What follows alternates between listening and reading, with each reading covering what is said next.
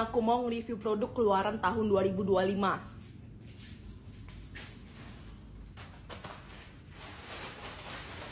Lihat ya, casing masih bagus, body oke, cuman agak berjamur sedikit aja. Kesehatan baterai masih tinggi 80%, memori internal 128 KB, kamera kualitas yang naik mode, terus RAM 4,5 GB.